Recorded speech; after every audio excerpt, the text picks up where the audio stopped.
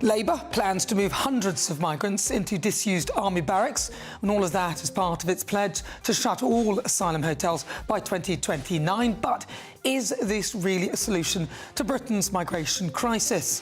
And of course, as you know, the Renters' Rights Bill is set to become law.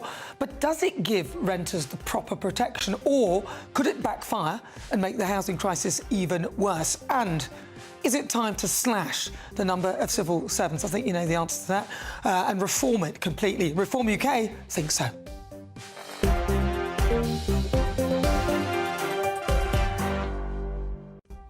So my panel this evening, political commentator Alex Dean and also former Labour advisor James Schneider. But before we get stuck into the debates, let's get your latest news headlines.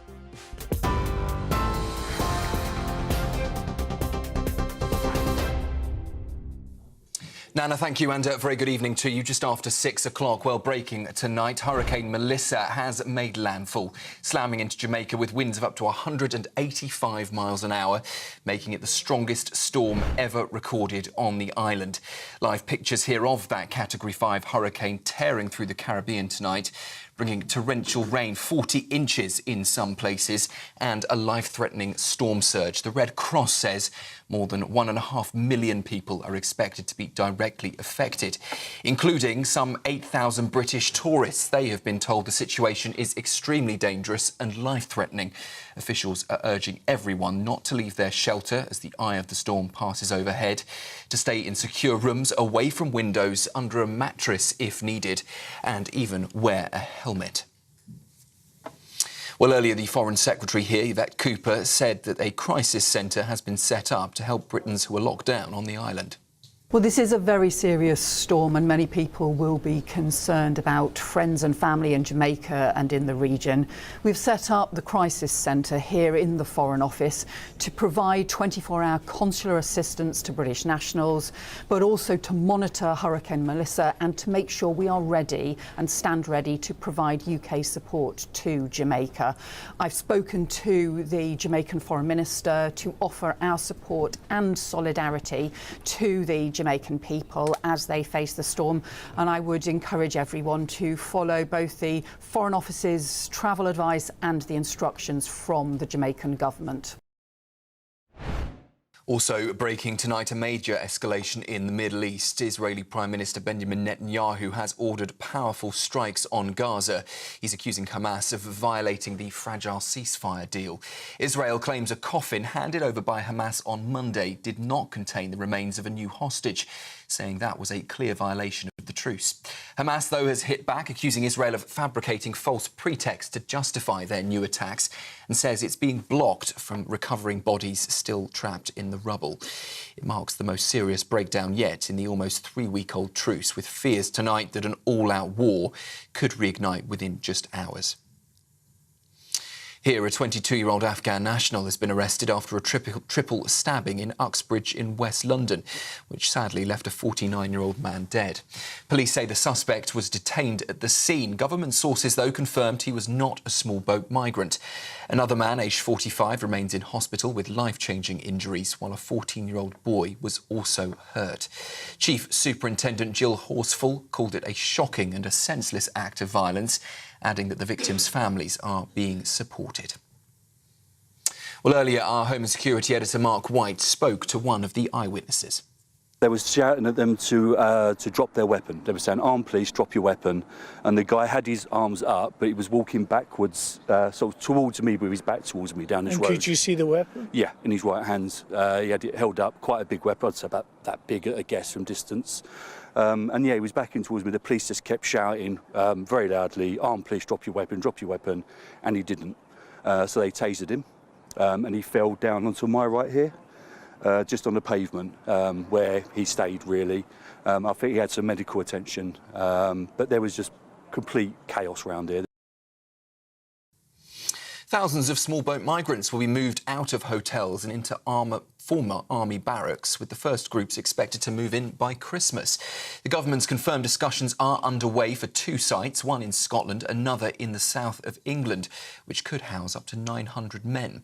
Sir Keir Starmer has ordered officials to speed up plans to use military accommodation amid growing pressure to end the use of hotels. His Home Secretary says she is absolutely furious that hotels are still being used to house illegal arrivals. I'll just bring you a piece of breaking news from London. We're hearing reports that a child has died after a hazardous material incident in the east of the city.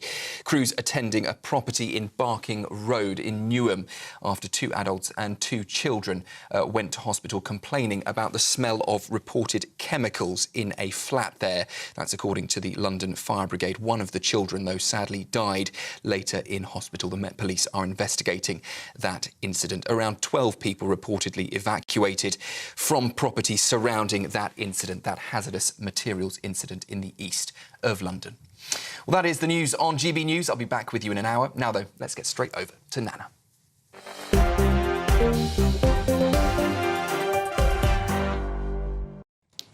Good evening and welcome to Dewbs & Co with me, Nana Acquia.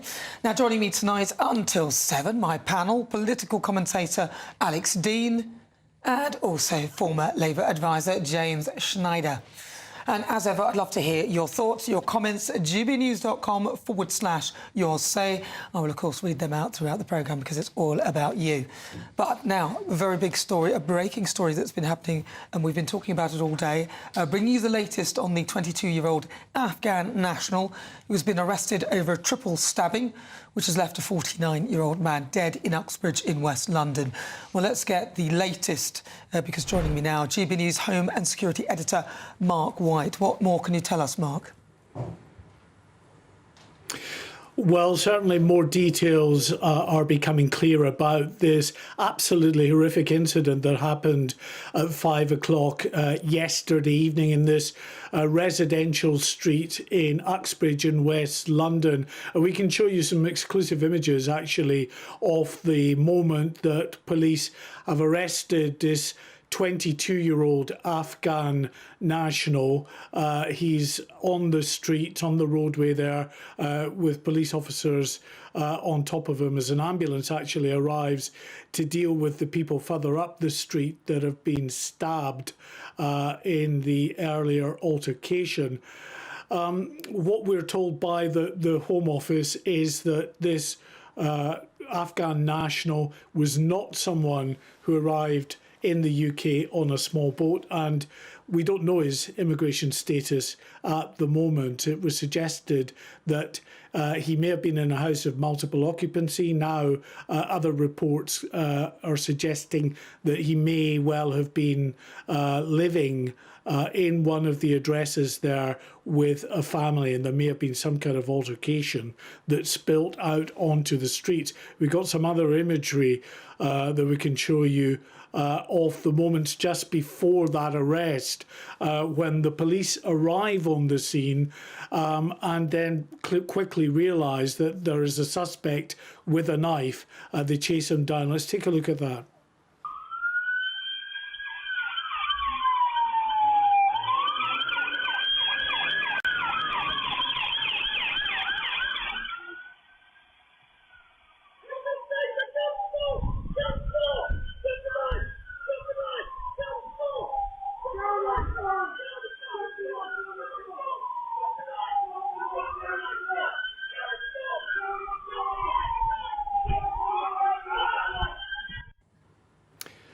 Well, Paul O'Brien, a local resident, arrived on scene just as that was playing out. This is what he told me a little earlier.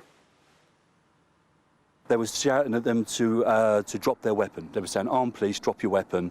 And the guy had his arms up, but he was walking backwards, sort of towards me, with his back towards me down this road. Could you see the weapon? Yeah, in his right hand. He had it held up, quite a big weapon, I'd say about that big, I guess, from distance. And yeah, he was backing towards me. The police just kept shouting very loudly, "Armed police, drop your weapon, and he didn't. So they tasered him, and he fell down onto my right here, just on the pavement, where he stayed, really. I think he had some medical attention, but there was just complete chaos around here. And we understand now that the 49-year-old man who died was a local resident out walking his dog that intervened to try to help those that were being chased, allegedly by the suspect here. Throughout the day, we've had police forensic teams, as is customary in these types of incidents, looking through the area in local gardens, just searching using sniffer dogs as well to try to find anything else that may be evidentially valuable in piecing together the exact circumstances of what unfolded yesterday evening. We spoke a little earlier as well to Ben James, another resident who arrived on scene to see an absolutely gruesome aftermath. Ben, tell us what you saw last night when you first became aware that something had unfolded here. So when I come here last night, I actually come with a friend. I saw it on one of my friends has sent me that someone's been stabbed down Midhurst Gardens in Hillingdon. I was only 3 roads away, so I pulled up with a friend yesterday, and there was 2 guys on the floor bleeding quite heavily. Very distressing, but what's worse about it, well, it's not becoming shocking no more. It's like becoming the norm, and that's what's really terrifying. If this happened 5-6 years ago, everyone would be screaming, it'd be uproar, but now it's just becoming like the normal, and that's what's scary about it, really scary. So Ben James there just talking about how some of the violence that plays out in the streets has become normalised in his local area.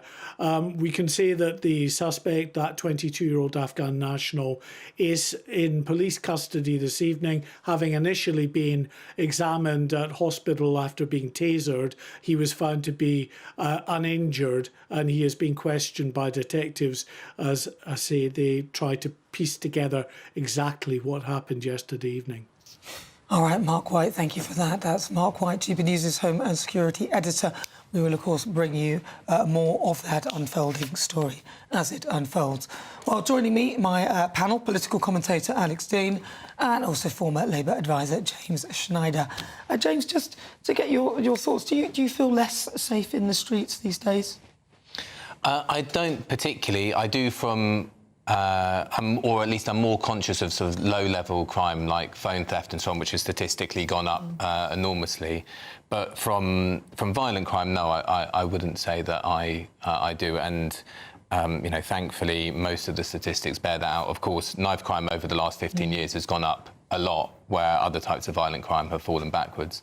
No, I don't feel unsafe. Alex? It's very interesting how the debate on statistics goes in this country. It's not a criticism of James at all. He's absolutely right that the statistics tell us that there is less crime in this country than there was a decade, 2 decades ago.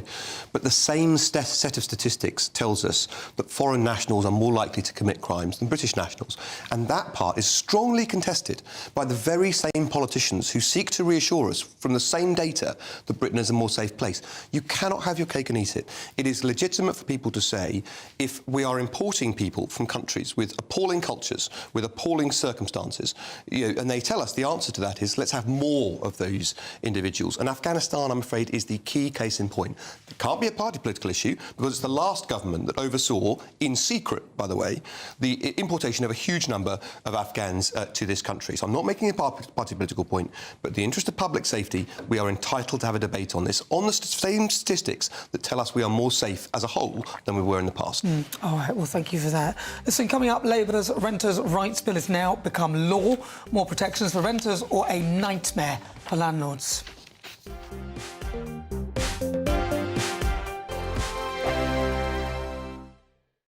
Westminster's full of talk, but out here, it's the real world. Am I allowed to talk then? No, that's it.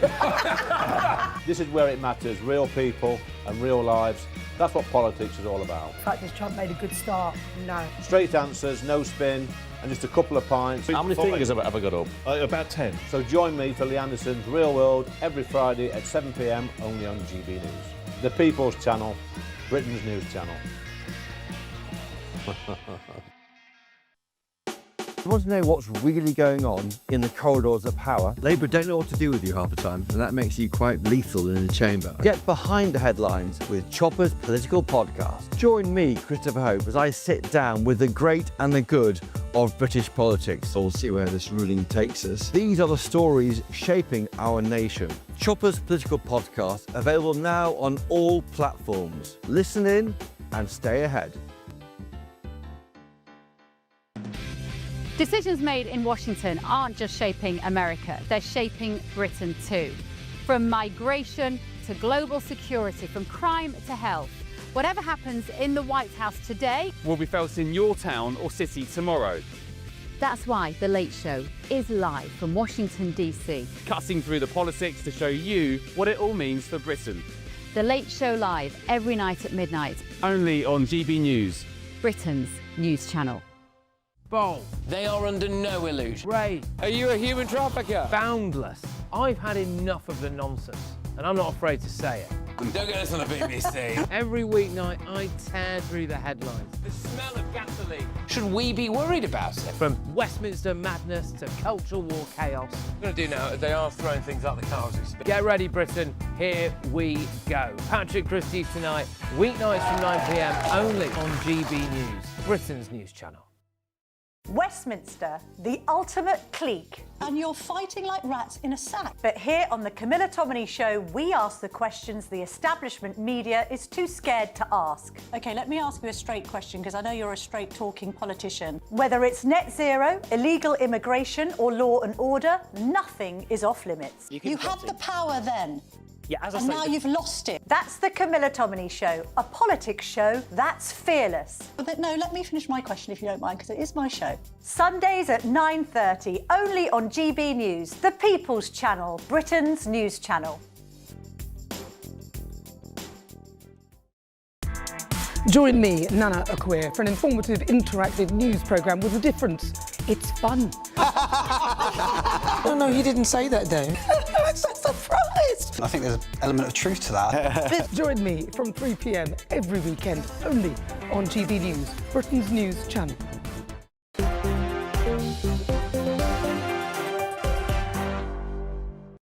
Good evening, welcome back to Dewbs & Co. My panel keeping me company till 7, Alex Dean and James Schneider.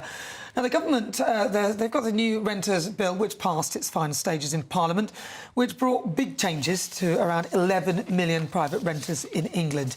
Now, the laws aim to protect tenants from so-called rogue landlords. Perhaps somebody should tell that to Labour's largest landlord, Jazz Athwell.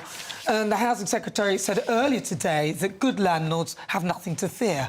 We need to rebalance the system so that it's fair between landlords and the people who are renting their homes. And there are too many renters that feel that they're subject to, unfair no-fault evictions or multiple rent increases in a single year. We want landlords to up their game, but the really good landlords, and that's the vast majority of them, have nothing to fear from a system that works better for everybody. Yes, but some property experts warn that it could actually push rents up as landlords sell their properties over fears of being stuck with difficult tenants. So could this bill backfire and make the housing crisis even worse? Let's have a chat with my panel.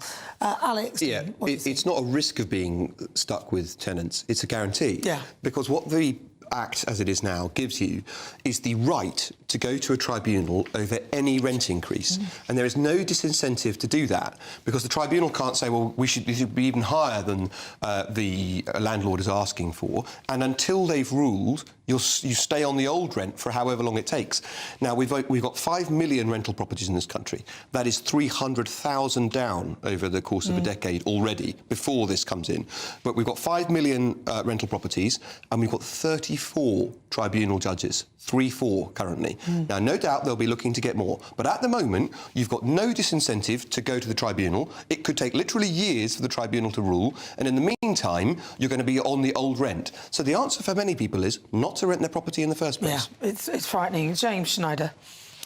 We desperately need to rebalance the power between tenants and landlords, and I think ending no-fault evictions, which were only brought in less than 40 years ago, I think they were brought in 1987, is a very good thing. Tenants shouldn't be removed for not having done anything wrong.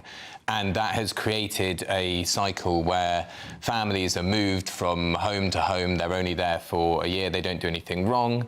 And ending that and giving renters more control is a good thing. Another thing, hold on, and while I accept that the mechanism that Alex has laid out, which could effectively control rents, is probably not the best mechanism that you could bring forward for doing it, and sounds quite fairly bureaucratic. We do need to have controls on rents, which this Act doesn't have.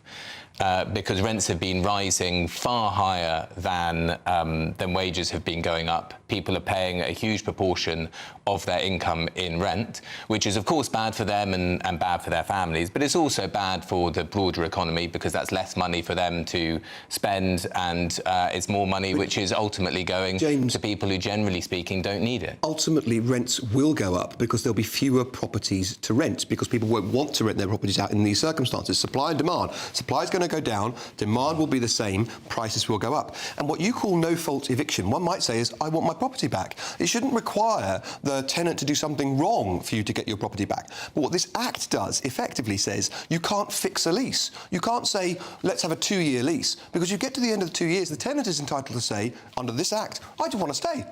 Right? And you can't get rid of them. So, in effect, even though you've said it's a 2-year lease, they're entitled to roll it on. Well, who on earth is going to rent out in these circumstances? Is that not? I ask you. No, I don't think. So if you had your I don't think it. It would be okay. Can I just ask? Absolutely. If you owned a property, the answer is yes. You would be fine. And then what if you didn't want pets? I said, I've got a pet. I'm allowed to have a pet, even if you didn't want me to have a pet. I mean, come on. It's my house. If it's my house and somebody's renting, surely I should have the final say. Well, it's their home, and I think that's the important thing. We want everybody to be able to have a home, and we don't want to put the rights of property above the basic right of having a home. So the answer for many people will be not to allow it to be someone's home in the first place. So we had these tenancies that didn't end at fixed points beforehand. That was before that got changed under Thatcher. Housing was far more affordable for almost everybody. We had rent controls in this country until 1986. Housing was dramatically more affordable. Now, there is another element to the equation which does need to be factored in, which is social housing. And what we have seen since around the same time, the assault on social housing, has been the private sector having to pick up a lot of the slack. We also need to couple reforms which go much further than this particular Act with a large expansion of homes for social rent, which is not the con of affordable housing and shared ownership, and isn't just housing associations. Well, James puts his case with admirable honesty, but you can't say that we need to control rents without admitting what you're effectively doing is restoring rent controls, which have destroyed the ability to rent in many markets in other countries, and that's what's going to happen here. By accident, this government has effectively created a pretty draconian scheme of rent controls, which means people have every disincentive not to let out their property in the first place. And to be clear, this will remove the ability of people to have a fixed-term lease. Right? What's wrong with saying I want to rent out a property to you for 2 years?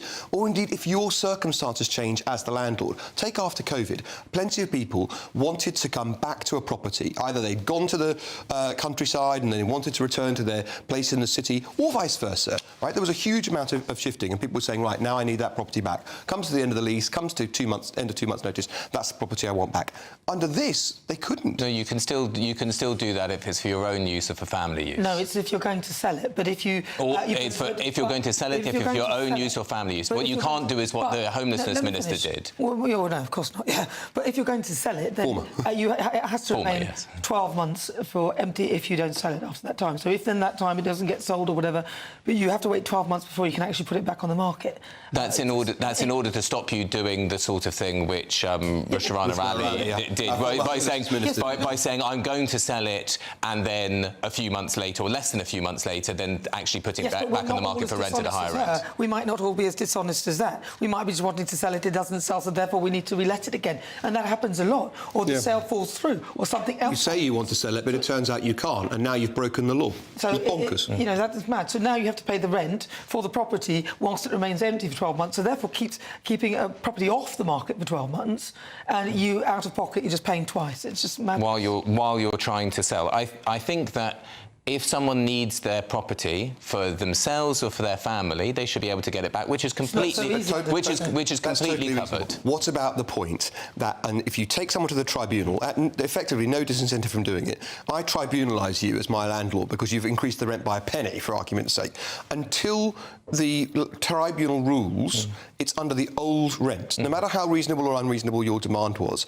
And it could take years for that to happen. There's effectively no ability, or a hugely stymied ability, for landlords to put their rents up at all. Yes, which in those circumstances, landlords aren't going to rent out in the first place. I'm really not unhappy about rents not going up. I mean, as I said, I would like to see a different and more effective system of rent controls rather than this rent controls by the back door, as you're suggesting it's going to be. That attitude will take you being happy at rent being repressed or suppressed right up until people can't rent homes anymore. And the very thing you think is the most important, and I actually agree with, people being able to rent a property, is no longer the case because of the very well-intentioned but utterly absurd progress that you've wanted to have. And also, if interest rates rise suddenly and the landlord needs to pay more money, it doesn't really facilitate that either. I've been a landlord for many years. I know all about that. I was in negative equity for ages and the rent wasn't covering it, so I'm well aware. As a landlord, you can also lose. But coming up, as the government pushes to close asylum hotels, migrants are being moved into army barracks, and I guess the other one's a training facility. Is that the right solution?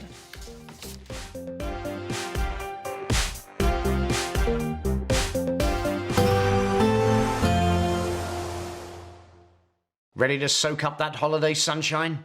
Won't we need some cover? No worries. All sorted. All Clear Travel Insurance sponsors GB News Travel Destinations Forecast.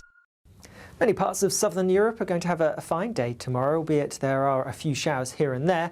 And actually across parts of Portugal and Spain, heavy thundery rain pushing through here. There's the potential for 50 to 100 millimetres of rain in just a day or so, which is around the average for October. But further east, like I said, a lot of dry weather to be had. But worth noting, some showery rain pushing its way eastwards across parts of Cyprus, though this doesn't look especially heavy. More fine weather for most as we go through the end of the week.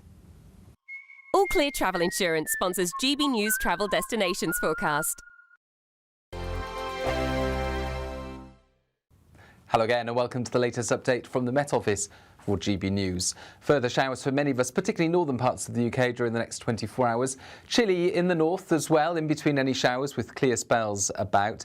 Low pressure continues to drive weather systems into northern and southern parts of the country, with this weather front turning up during the evening, bringing a spell of more persistent wet weather into Wales initially, that turning heavy in places, and then it spills into the Midlands and other parts of the southern third of the UK. Further showers for northern England, Scotland and Northern Ireland. But in between the showers, there will be some clear spells, and under those clear skies, temperatures will fall into the low single figures in places. So a few chilly spots first thing Wednesday, the odd mist and fog patch as well, particularly for sheltered parts of northern and northeastern Scotland, where temperatures could dip down just below freezing in some of the most sheltered glens. Otherwise, it's 5 to 7 degrees first thing, and we've got these showers moving into western and central Scotland. Some flakes of wet snow over the hills. Northern Ireland also seeing some showers, particularly for the north and the west. But a decent spell of brighter and drier weather for North Wales and northern England from the word go. And we do see the rain across parts of South and East Wales, and the southwest tend to peel away with skies brightening here, but it just does move into the East Midlands, East Anglia and the southeast by the afternoon. A damp and gloomy afternoon here, 14 Celsius in London, 8 to 10 Celsius for parts of Scotland. Thursday starts off bright with, again, a few pockets of frost and fog, but it doesn't last long. We keep the sunny spells in the east, whilst the next system brings wetter weather into the west with an increasing wind, gales in exposed western parts. And it stays unsettled through Friday and the weekend. A lot of showers around, but in between some brighter spells and feeling a bit warmer.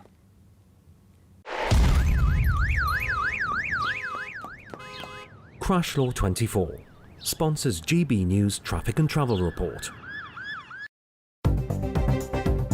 Good evening, this is the latest AI travel news from gbnews.com. The A83 Rest and Be Thankful has temporary traffic lights.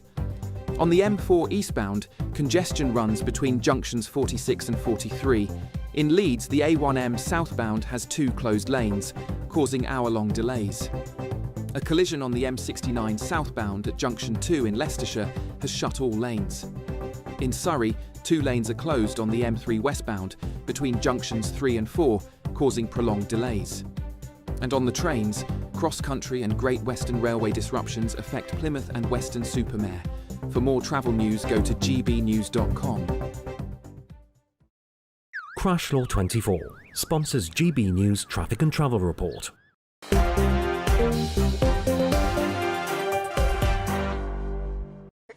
Good evening, 29 minutes after 6 o'clock. This is Dewbs & Co with me, Nana Acquare, keeping me company till 7. Political commentator Alex Dean and also former Labour advisor James Schneider. But first to some breaking news. An update on the 22-year-old Afghan national who has been arrested over a triple stabbing which left a 49-year-old man dead in Uxbridge in West London. GB News can reveal the Afghan individual arrived in the UK in November 2020 in a lorry and was granted asylum and leave to remain in 2022. This individual is not resident in Home Office accommodation. Right now, we're moving on. The government have announced new plans to move thousands of small boat migrants out of hotels and into old army barracks, with their first people expected to move in by Christmas. Officials are currently considering 2 possible sites. One is in Scotland and the other in southern England. Now, that could provide accommodation for around 900 men. First of all, I'll go with you, actually, James Schneider. What are your thoughts on using army barracks or training accommodation? Is this a wiser move rather than HMOs and also hotels? I mean, it's also just a short-term fix. It's not a long-term solution. In order to get down the numbers of people who need to be accommodated, it's currently, I think, 32,000. You need to, I think, do 2 things. The first is to speed up the processing of the cases. We're in a condition where 11 years ago, 98% were processed in 6 months, and there wasn't this huge backlog, and now effectively 0% are done in 6 months. The other thing that I think needs to happen is perhaps only in some sectors that if people's cases haven't been processed in 6 months, they get some right to work, pay taxes and pay for their own accommodation. I think if you did those 2 things, we would be reducing the number that needed to be put up in accommodation. People's cases would be processed faster. The people that need the help and the support will get help and support, and people will be able to make their contribution to society. Well, so there's room for agreement here. I first of all agree with you on the backlog. A person may have the most bogus claim in the world. The delay in processing it isn't their fault, it's ours. I also, unfashionable view amongst Conservatives, agree with you that people should be able to work and pay tax and contribute to the economy and be doing something productive rather than a lot of blokes sitting with nothing allowed to be done all day. So many on my side disagree with me, so we agree on that too. I also agree with the government on one point, which is that the number of people in asylum seekers in hotels should be 0. So I agree with that ambition. But I'm afraid I then part with the government and potentially with James. First of all, I noticed that on your coverage before we came on air, the channel reported that these individuals will be moved to these sorts of accommodation. I think a more accurate way of saying it is that the government has announced that they intend to move, and I wouldn't hold my breath on it actually happening.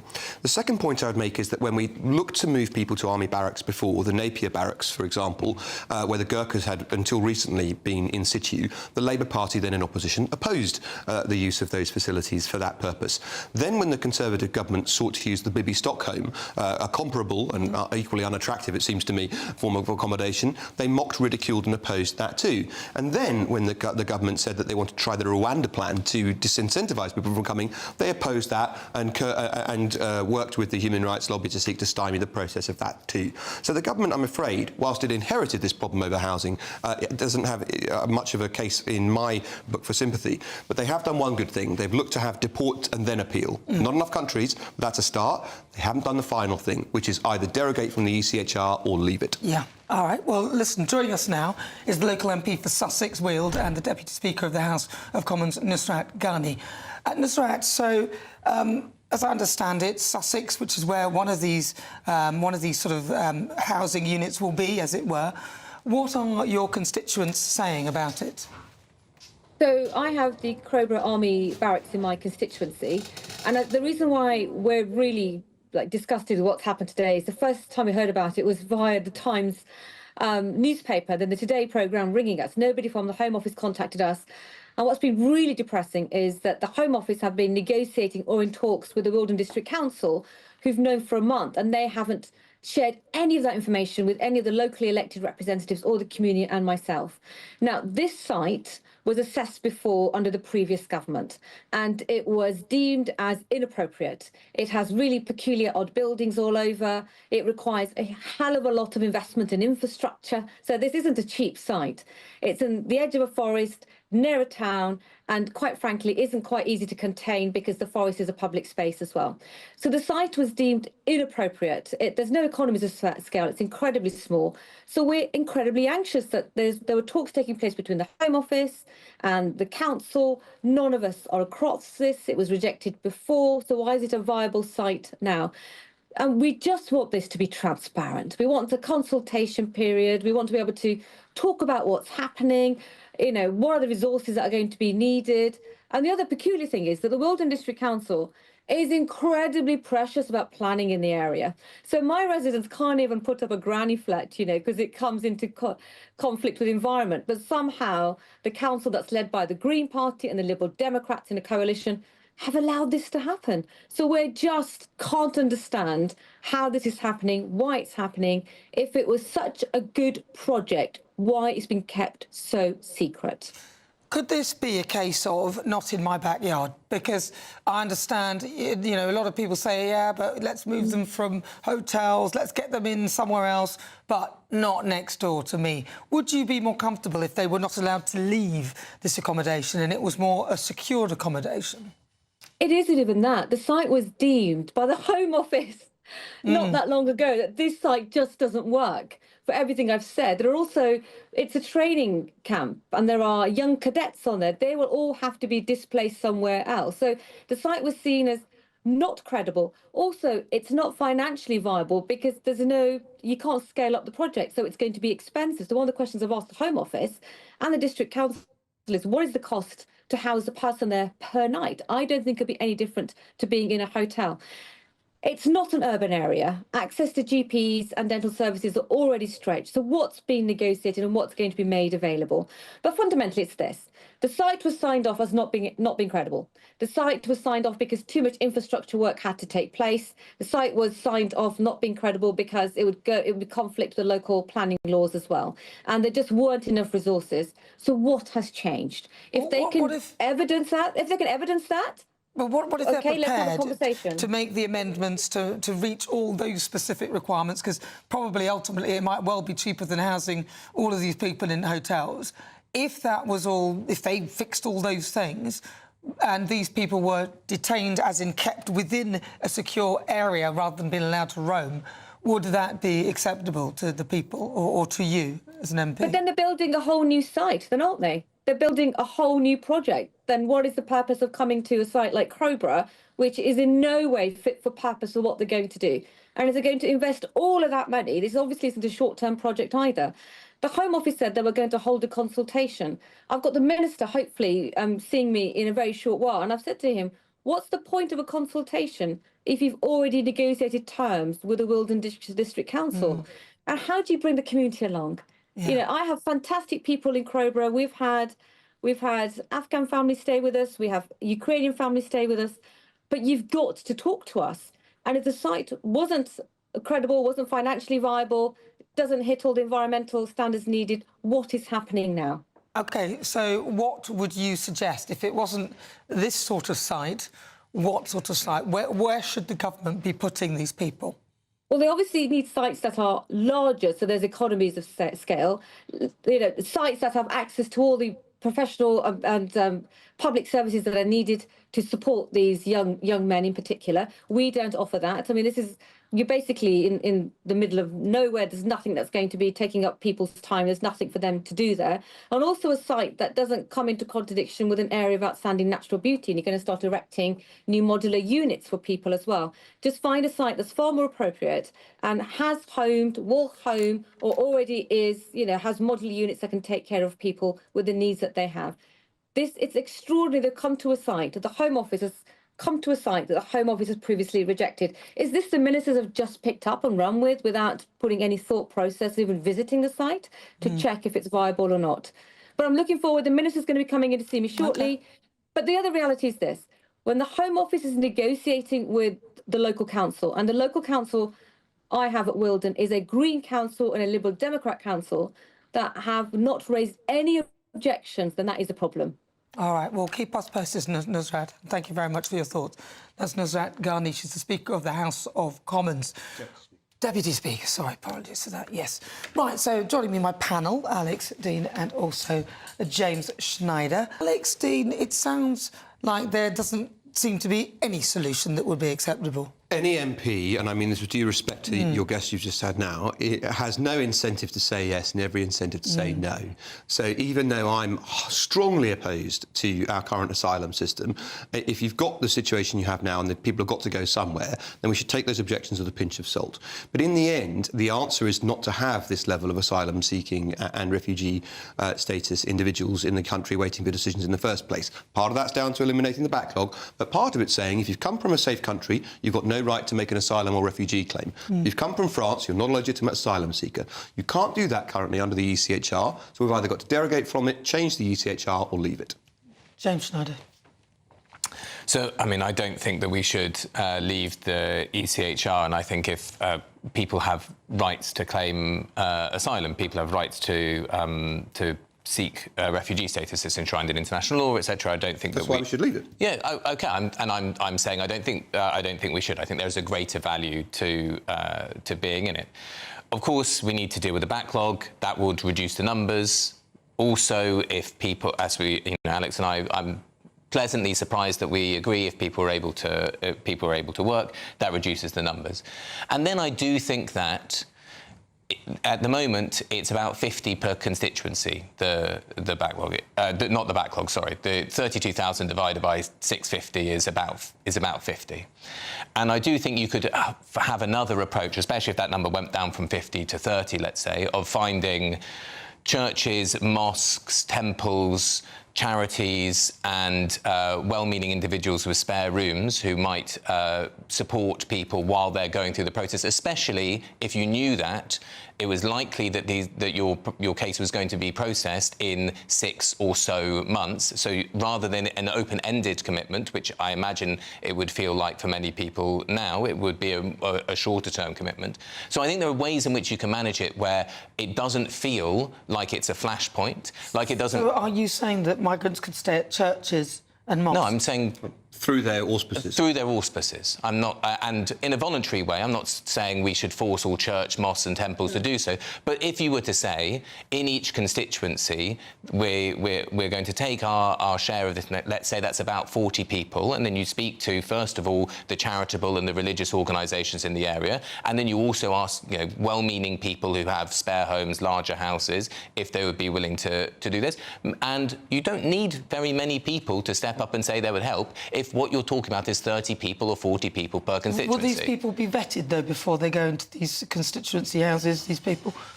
Will they be vetted? Because, I mean, if I was prepared to say yes, I'd want to know who was coming into my house. It's very likely you'd have to DBS them, but it's not, what James has said is not a terrible idea at all. In fact, I think it's better than a lot of the government schemes that we have. The trouble is, it's rather like the fact that a lot of people say they want to take refugees or asylum seekers, and then it turns out, for one reason or other, they can't find, currently, unfortunately, the room in their own home. Lots of people in this country say we should pay more tax. Then when you point out to them that if you write a cheque to HMRC, they'll cash it, they'll come up with all sorts of reasons why, well, that's not actually what I meant. You're perfectly entitled to write to the tax man and say, here's my voluntary contribution. It turns out very, very few people do it. I worry, James, notwithstanding the good intention of what you've said, you might not get the result that you're after. But I actually think it's a better idea than a lot of the ones we're currently I think it's a terrible idea. Terrible idea. I think it's a terrible idea, especially given the stats that some migrants in certain places are more likely to commit certain different types of crime. I wouldn't have it at all. You don't know who the people are. You can't invite someone into your home who you have no idea who they are. You're in a vulnerable state when you're in your own house.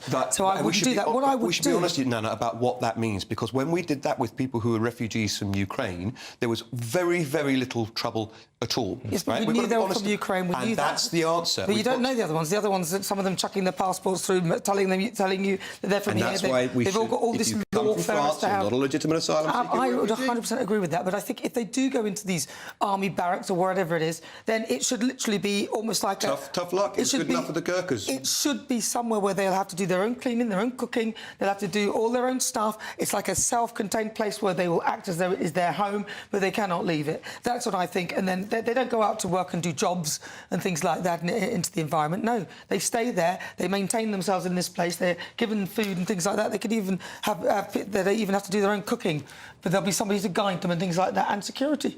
I certainly don't believe in putting them out in the community. Absolutely not. What do you think, though? gbnews.com/your say. Coming up, Reform UK is promising to cut the civil service if they come to power, but can they really deliver the savings they claim?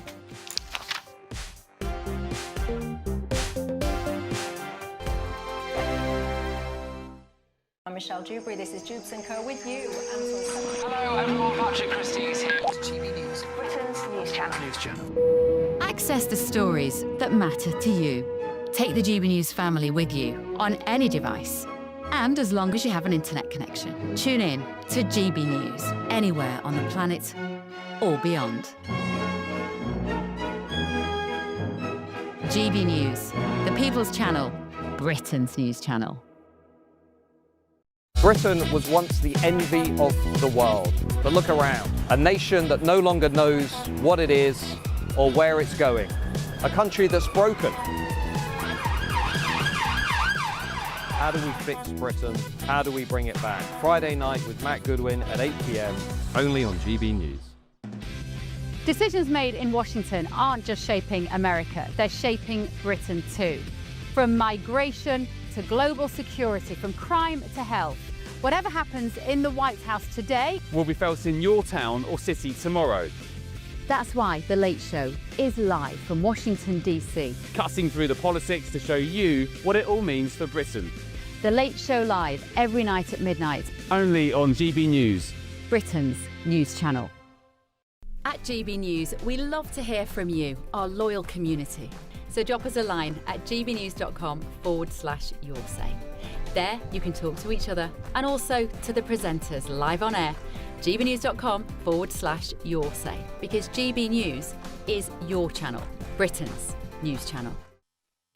You want to know what's really going on in the corridors of power? Labour don't know what to do with you half the time, and that makes you quite lethal in the chamber. Get behind the headlines with Chopper's Political Podcast. Join me, Christopher Hope, as I sit down with the great and the good of British politics. We'll see where this ruling takes us. These are the stories shaping our nation. Chopper's Political Podcast, available now on all platforms. Listen in and stay ahead. Join me, Nana Akweer, for an informative, interactive news programme with a difference. It's fun. No, he didn't say that, Dave. I'm so surprised. I think there's an element of truth to that. Join me from 3 p.m. every weekend, only on GB News, Britain's news channel. Mornings don't have to be tiresome, especially if you have the right company. Wake up to news as it happens, opinion and debate, and of course, a little bit of entertainment too. Because when the kettle's on, we're on. That's Breakfast on GB News, a show worth waking up for. Every morning from 6 a.m. Only on the People's Channel, Britain's news channel. We'll spread the news, you spread the word.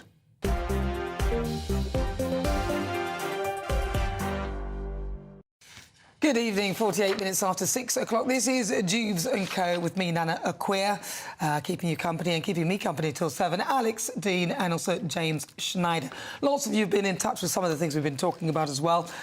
We spoke about the government and direction, and British Patriot says the UK has lost its direction. We need strong leadership to guide us forward. This weak and ineffective government must be voted out. Mark says the UK has lost its direction as well. Graham says, what if I want to sell my property? We're talking about the Renters' Rights Bill.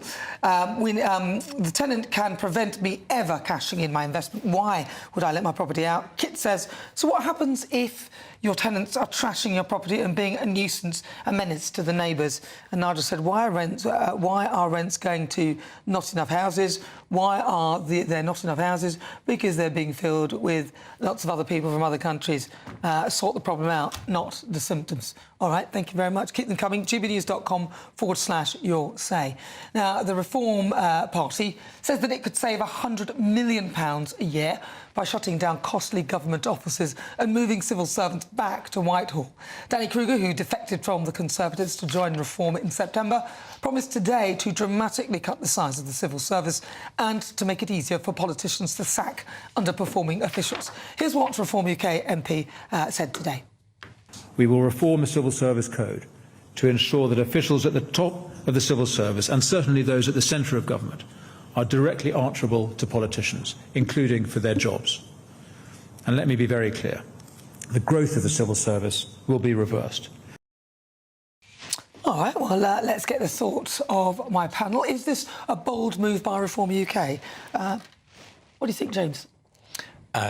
It's not a particularly bold move. I mean, lots of governments talk about reforming the civil service. I think they're in danger of having two competing priorities. One of them, I think, is actually quite good, and it's in some of the quotes that Danny Kruger said, which is about making structural changes, not just decorative changes, and not having, as we've seen with a lot of the Labour ministers that have come in, basically not being able to get a grip on their departments and their civil service, and trying to have a plan about that. He doesn't outline what that would be remotely, but trying to have a plan about that is a good thing.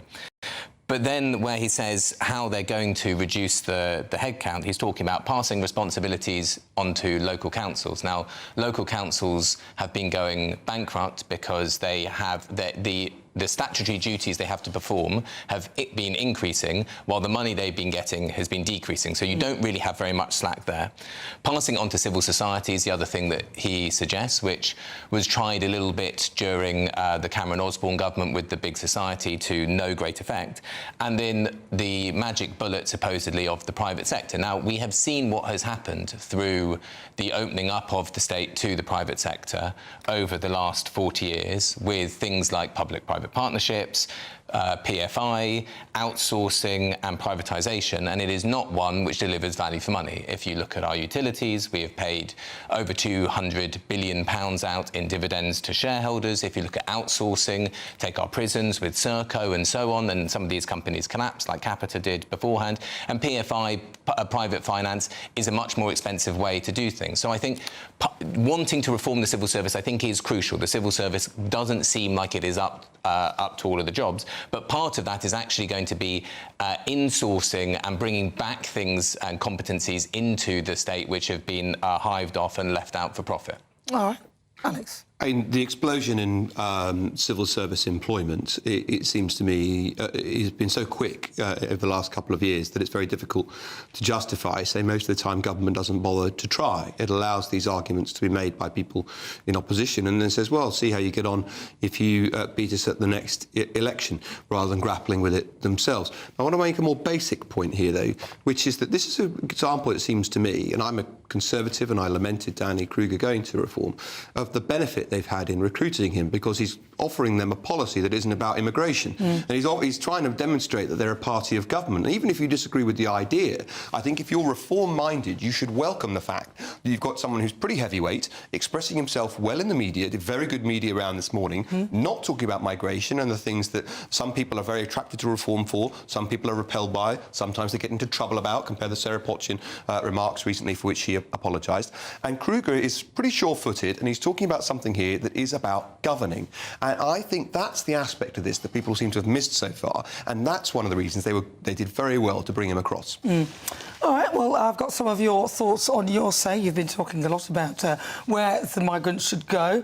Somebody says, I've got a bit of land, send me to a week. Thank you for that, Sean. Alison says, boats to barracks. Everyone is missing the point here. These people have arrived illegally and should be shipped straight out within 48 hours. No barracks needed. Definitely do not allow them to work whilst they're waiting to be processed, i.e. waved through. It's a pull factor. Paul says, reopen Shepton Mallet Prison. David says, reopen Dartmoor Prison. They're all saying reopen prisons. And Rod says, doesn't need it, and all sorts of stuff like that. Well, listen, I've got to say a huge thank you to my brilliant panel. I think the worst idea ever came from you, James Schneider. Let them stay in your house. You'll have to sleep with one eye open. Thank you very much to James Schneider. And also Alex Dean. Really good to have your company as well. And as ever, thank you to you at home for watching and listening. I am back tomorrow for Good Afternoon Britain. But right now, it's time for Farage. Do not go anywhere.